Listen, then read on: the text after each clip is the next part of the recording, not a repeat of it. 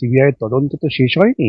তারা একটা প্রাথমিক চার্জশিট ফাইল করেছেন, তারা আবার সাপ্লিমেন্টারি চার্জশিট দেবেন এবং ইনভেস্টিগেশন চলছে।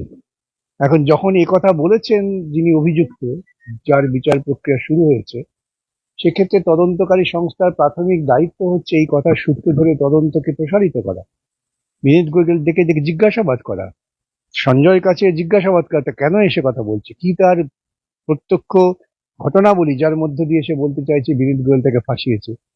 গোটাটাই তদন্তের দিক, এবং আমি আশা করব যে সিবিআই এই তদন্তের নতুন দিকটা নিয়ে নিশ্চয়ই আরো নিবিড়ভাবে তদন্ত করবে। এর সঙ্গে আরো অনেক সূত্র বেরোবে আগামী দিনে এই তদন্ত যদি ঠিক মতো হয়। যখন বিনীতের নাম করেছে, বিনীতকে জিজ্ঞাসাবাদ করতে হবে।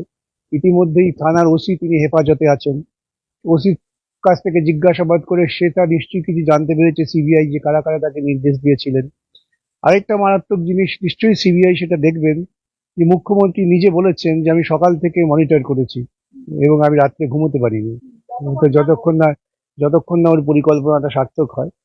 তা সেটাও খোঁজ খবর করে দরকার, উনি কি মনিটর করলেন, ওর সমস্ত ফোন খুঁজে বার করে কাকে কাকে ফোন করেছেন, কোথায় কোথায় ফোন করেছেন, কিভাবে মনিটর করেছেন, এটাও তদন্তের আওতাভুক্ত হওয়া দরকার।